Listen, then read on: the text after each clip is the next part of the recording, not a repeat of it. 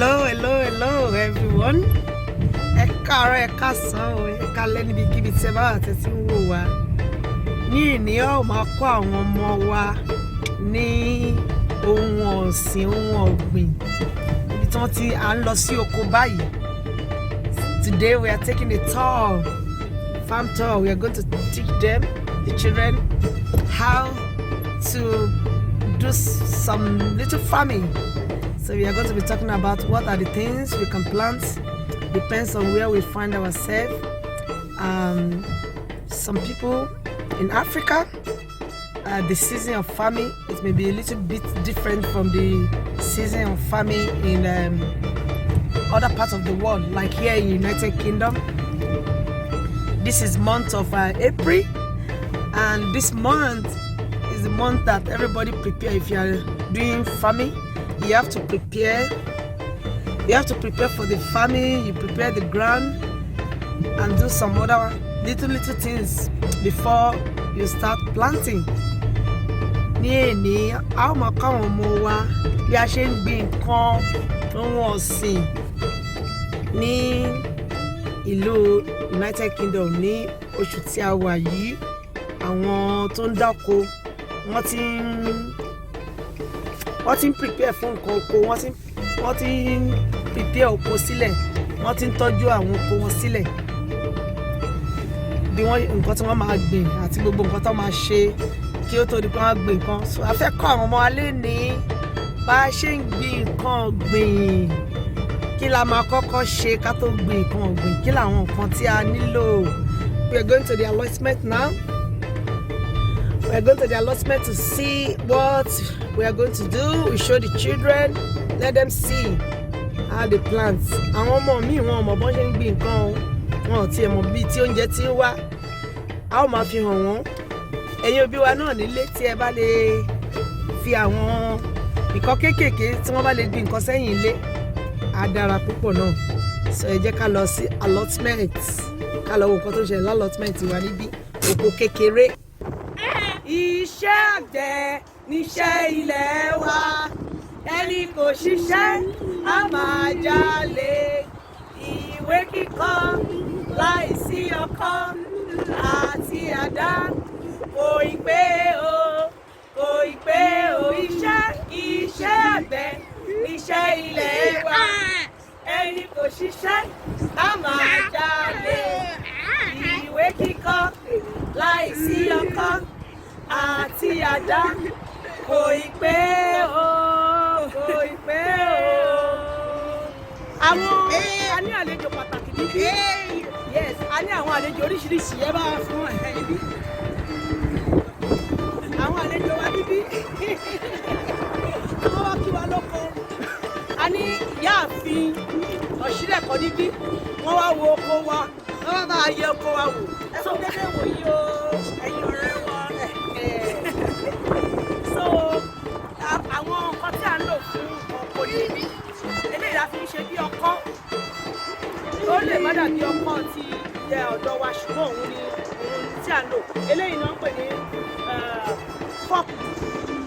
fọ́ọ̀kì a máa fi ń tú ilẹ̀. Gbogbo àwọn nǹkan tí oríṣiríṣi la lè lò, ṣùgbọ́n a fẹ́ fi méjì hàn nínú àwọn nǹkan tí a fi ń tú ilẹ̀ bá ń lò fún iṣẹ́ oko ní oko. Ká tó gbin nǹkan rárá, a gbọ́dọ̀ kọ́kọ́ roko, ká ro gbogbo àwọn ọkọ̀ ká ro wọn ká kí àgbogbo ni. So I'm going to show you the already prepared land, because this one is just a part of it. But for them to know that we have to prepare the land before we start planting. So let's show you how the already prepared land looks like. The already prepared land, as you can see, gbogbo àwọn ilẹ̀ yìí àti kọ́ wọ́n àti ṣe wọ́n ní ebèlébè. We've done them, so we are going to start planting things as soon as the weather is okay.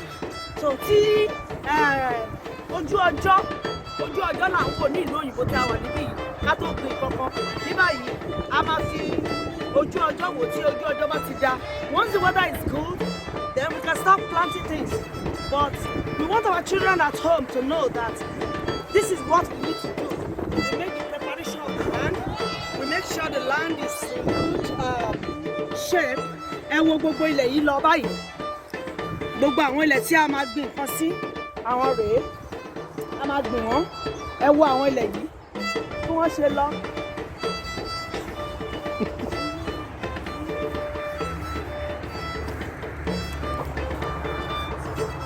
Gbogbo bíi ni a ó gbìn nǹkan sí. Gbogbo eléyìí òun ni a máa fi gbìn oríṣiríṣi. A máa gbìn àgbàdo, a máa gbìn àlùbọ́sà, a máa gbìn nǹkan oríṣiríṣi. What I'm saying in essence is we are going to plant so many things here like onions, we are going to plant maize and some vegetables, spinach, strawberry, and then we are going to plant some of them, and then we are going to show you as time goes on what comes out of it.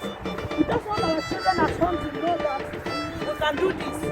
Ẹ jẹ́ ká kọ́ àwọn ọmọ wa bó jẹ́ ìdìkúlé ilé kí wọ́n mú àlùbọ́sà tàbí èso kan tí wọ́n lè àbí bí ẹ̀wà, something like a beans. They can just have it and put it in the container. Let them see how it grows up, how it can grow. So this will help them to have the knowledge of how food is being grown.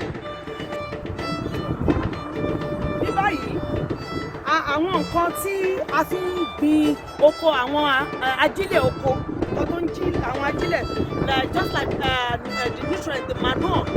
Instead of using fertilizer, we can use things at home. Those things that we eat, the remains of those things we eat. Like look at this is orange, beetroot peel, garlic peel, and everything. Those are the manure. The apple peel, tangerine peel. All these they serve as manure. And what do we do to them? This is the manure container. We put it inside the manure container. We put everything inside this container. We pour it in.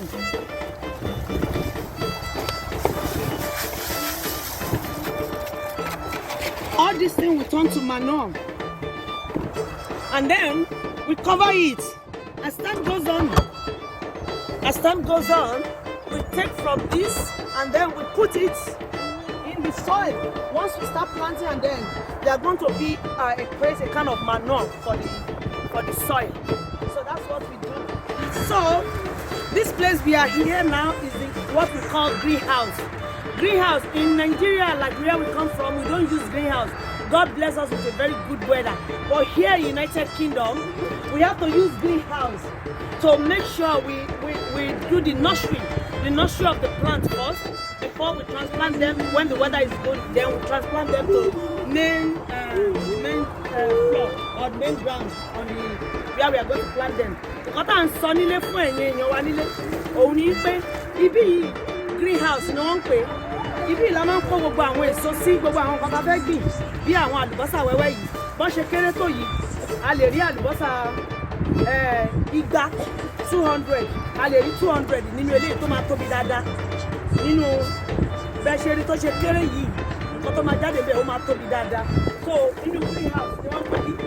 So ẹ jẹ́ ká sọ fún àwọn ọmọ wa bọ́n ṣe lè gbìn nǹkan ní ìlú ibi táwa yìí. Àwọn nǹkan oríṣiríṣi èèyàn máa ń gbìn síbẹ̀. A máa fi hàn yín ní bí ọjọ́ ṣe ń lọ, bá ṣe ń gbìn nǹkan a máa sọ fún yín. Ní báyìí a máa fi hàn àwọn nǹkan tá fẹ́ gbìn. Ẹ jẹ́ ká fi hàn yín.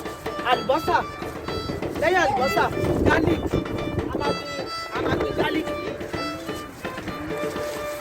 A máa gbìn àwọn tàtàṣé oríṣiríṣi a máa gbìn. A máa gbìn flower, a máa gbìn ata àwọn ata bíi ṣọ̀mbọ̀. So oríṣiríṣi nǹkan ni èèyàn lè gbìn ní ibẹ̀. A máa tẹ̀síwájú ní orí nǹkan tí à ń ṣe nínú oko. A máa ń fi tó bá ti yá. Ṣùgbọ́n ní báyìí ibi ìlà ọ̀parí ti ìgbà sí. A kàn fi hàn ní bí wọ́n ṣe ń bẹ̀rẹ̀ oko. Àwọn nǹkan tí a gbìn sínú oko tó bá ti bẹ̀rẹ̀ sí.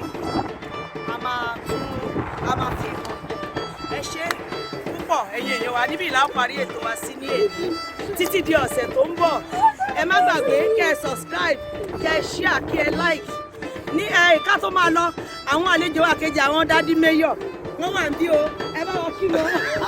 ẹ pẹ̀lẹ́ o ẹ bá wa share ẹ bá wa like o. ẹ bá wa like ẹ bá wa share ètò wa. ẹ bá wa like ẹ lọ ẹ ṣeun gan o. ó dàbọ̀ o. ó dàbọ̀ o. ó dàbọ̀ o. ó dàbọ̀.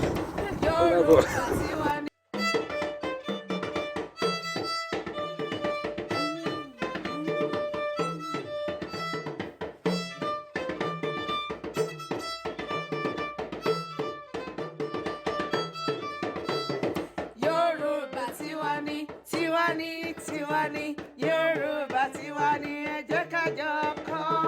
Yoruba tiwani, tiwani, Yoruba tiwani, ẹ jẹ́ ká jọ kọ́.